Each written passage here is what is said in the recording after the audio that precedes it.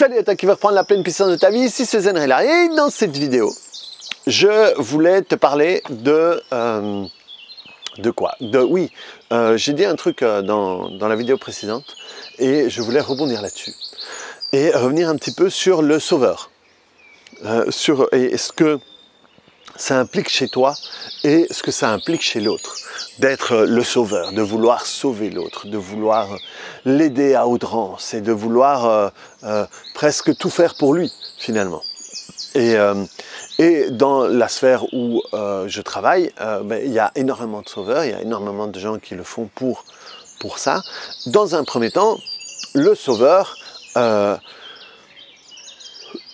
va dire, pour pas faire une généralité, mais une grosse partie des sauveurs, c'est vraiment un problème connecté à l'amour.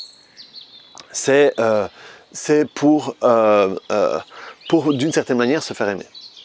Et ça veut dire que si je m'occupe comme ça de l'autre, il va m'aimer en retour, ou je pourrais moi m'aimer par rapport à ce que je fais. Il y a une autre partie qui va être connectée à une culpabilité du passé. Ça veut dire, et ça c'est ce qui arrive souvent chez les thérapeutes dans le sens large, hein, les psys, les machins et les tout, où ce sont des gens qui, ou dans un premier temps, ont un problème chez eux qu'ils voudraient bien régler et donc ils choisissent une technique qu'ils aiment bien, ils l'apprennent et voilà, ça règle pas toujours le problème, ou ils ont à un moment voulu aider quelqu'un et ils n'en sont pas été, ils n'en sont pas été capables, ça se dit, et donc du coup, là, ils apprennent quelque chose ou pour sauver encore cette personne si elle est vivante, ou pour sauver les autres personnes, pour se racheter du truc. Donc il y a quand même toujours un truc connecté à l'amour, au fait de se faire aimer, au fait de se faire racheter. Si tu te fais racheter, si tu veux te racheter ou passer au-delà d'une certaine culpabilité, qu'il soit justifiée ou pas, hein, de toute façon, les culpabilités qui sont justifiées, il n'y en a pas beaucoup. Et donc c'est quand même toujours l'envie de revenir en arrière pour pouvoir se faire aimer et d'une certaine manière s'aimer à nouveau parce qu'on a sauvé une quantité de personnes qui était égale à celle que je n'avais pas pu sauver. Perso, moi je crois que j'étais quand même dans cette catégorie-là. J'avais une petite amie à ce moment-là qui, selon mon regard à moi de ce moment-là, avait des petits soucis. Mais en disant ça, je ne voyais absolument pas les miens. C'était très pratique pour moi de dire ça pour ne pas avoir les miens. Et donc, d'une certaine manière, je voulais l'aider à dépasser ces problèmes-là pour que nous, on soit plus heureux ensemble. C'est jamais arrivé. Et j'espère que maintenant, elle va très bien et je lui souhaite toutes les bonnes choses. Mais donc, cette envie de tout d'un coup pouvoir aller là-dessus, moi il y avait quand même à chaque fois que je travaillais un truc, j'aimais bien, hein, c'était très vite je me suis rendu compte que c'était mon truc, mais j'avais toujours cette idée de tiens, si je pouvais l'aider à ça, ben notre vie serait mieux, machin et tout. Donc ça j'ai travaillé, hein, maintenant le sauveur je l'ai bien passé. Et le truc c'est que donc un sauveur, c'est quelqu'un qui, de toute façon, est aligné par rapport à ses programmes, par rapport à ses problèmes, mais n'est pas super en paix, disons. Hein, parce que des fois il y a cette obsession, quoi, des obsessions où des gens vont être prêts à, je sais pas moi, à mettre de côté leur famille, à mettre de côté leur vie, machin et tout, pour des gens qui n'ont pas d'horaire, des gens qui, c'est l'horreur, quoi. Et c'est pour ça qu'il y a autant de thérapeutes, de nouveau dans le sens large, qui vont en burn-out, quoi, parce que ou ils arrêtent jamais, ou ils veulent sauver tout le monde et ils prennent les échecs des gens pour qui c'est pas encore le moment parce qu'ils sont pas prêts, parce qu'ils n'ont pas envie ou quoi que ce soit.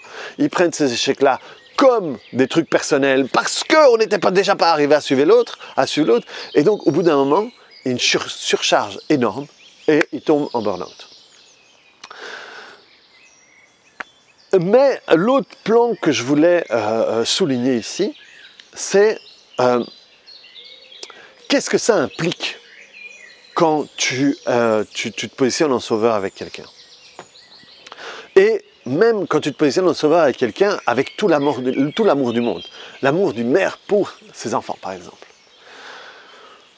Le truc, c'est, si tu te dis que tu dois sauver ton gosse, et je l'ai déjà fait, hein, que tu dois aider, machin et tout, ça présuppose, que ton gosse a un problème, alors que peut-être pas, forcément, et que maintenant on est beaucoup plus sur le truc et tout. Et j'avais une amie qui disait, j'avais une amie qui avait fait beaucoup de formations avec moi, et elle disait, ouais, en plus, pour les gens comme nous qui connaissent tous ces trucs-là, quand on fait des conneries avec nos enfants, c'est encore pire, parce que nous on sait. Pour genre de culpabilité, quoi. Et le truc, c'est que, donc, ça présuppose que l'autre a un problème, qui n'est pas toujours le cas. Et ça présuppose qu'il n'est pas capable de s'en sortir tout seul parce que tu dois intervenir. Et le problème, c'est que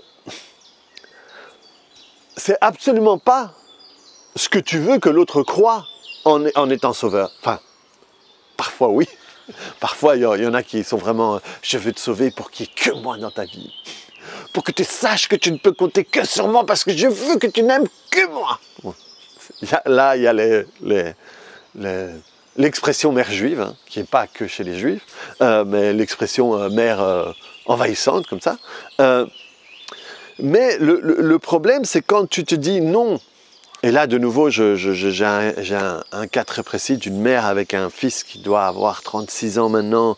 Je ne sais pas ce qui lui est arrivé, mais il reste chez lui. Et sa mère qui, elle participe au secret et elle accepte tout ça. En faisant tout ça, tu présupposes que l'autre n'est pas capable de s'en sortir. Et qu'est-ce que ça fait finalement quand tu présupposes ça? Ça veut dire que quand tu es avec lui, dans l'échange énergétique qu'il y a entre vous, dans toi, dans ton énergie à toi, il n'y a pas la place pour que lui soit capable, hop, de faire un pas de côté et de se comporter différemment. Il n'y a pas la place. Non, non, tu peux pas.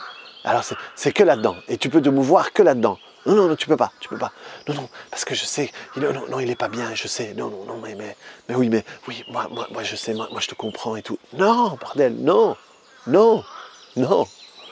D'où l'expression à la con, l'expression de vieux à la con où ils disent « Ah, il faut un bon coup de pied au cul ». C'est une expression de con quand tu dis que le coup de pied au cul, c'est ça qui résout le problème, ou une bonne baffe. Ah, moi j'ai pris une baffe ou moi j'ai pris une fessée, je suis jamais mort. Hein, ça m'a pas tué. C'est une expression à la con.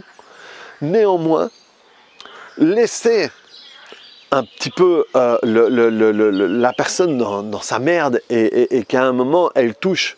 On a tous un plancher dans notre piscine de merde. Des fois, elle est plus profonde que l'autre. Et parfois, on a besoin de toucher ce plancher.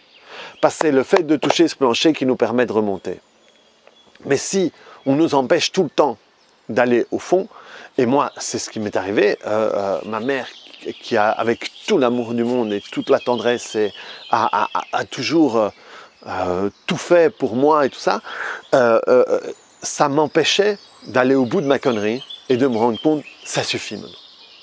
Et parce que j'avais tout le temps cette cloche et tout. Et moi, je me suis extirpé de la vie avec ma mère.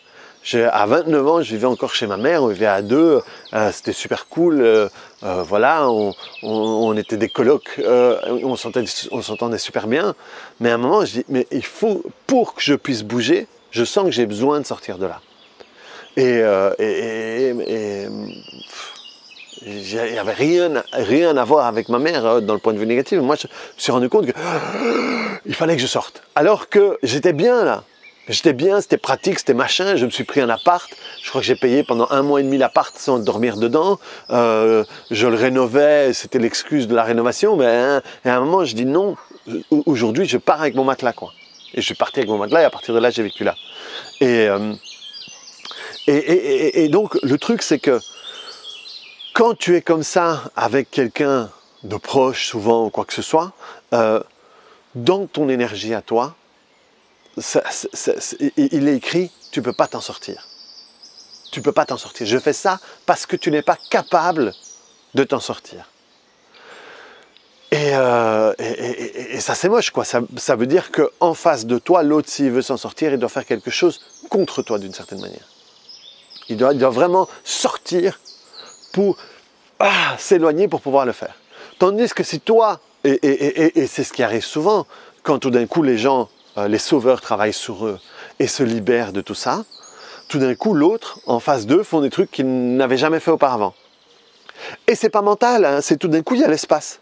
Il y a un espace énergétique pour aller, hop, et d'un coup, oui, je sais pas, il cherche un boulot, il fait la vaisselle, je comprends pas ce qui se passe. Mais ce qui se passe, c'est que toi, tu as ouvert. Toi, tu as ouvert et donc tu lui as permis, c'est la vieille métaphore que j'utilise depuis longtemps, c'est une de mes toutes vieilles métaphores, c'est que les relations, c'est comme une partie de tennis. Si toi, tu envoies toujours la balle comme ça, l'autre va la renvoyer comme ça. Mais si à un moment, tu bouges et tu l'envoies d'une autre manière, l'autre, ou il arrête la partie en disant « Ah non, moi, la balle va là, moi, je n'ai pas », ou alors il bouge et il envoie la balle différemment aussi. Et la relation continue, mais différemment. Et donc, rendez-vous compte de ce que ça implique quand toi, tu joues au sauveur. Moi, je me souviens, je crois que c'était mon ex-petit ami qui m'avait dit « Oui, mais toi, de toute façon, dès qu'il y a un chat perdu, il faut que tu y ailles. » Et à ce moment-là, c'était vrai. C'était ma manière de démontrer mon importance. Et ben, maintenant, quand il y a des gens qui pleurnichent, moi, je m'éloigne, quoi. Ça ne m'intéresse plus. Ah non, moi je suis là pour les gens qui sont prêts à bouger. Tu es prêt à bouger? Ok, moi je peux te secouer et les séances avec moi sont vraiment pas de tout repos.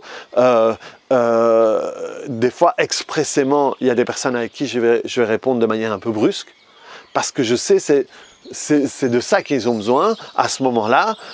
En formation, je rentre dedans, mais c'est ça qui crée des transformations parce que d'une certaine manière, faire exploser un peu la bulle de savon qu'il y a autour d'eux pour qu'ils se rendent compte qu'il y a d'autres choses. Et donc voilà, ouais, maintenant, moi, quelqu'un qui minaude, qui machin, qui est là, j'ai envie d'être écouté, à quel point je... Très bien. Parfait. Tu fais ça autant que tu veux, mais pas avec moi, en fait. Pas avec moi, parce que ça ne m'intéresse pas. Et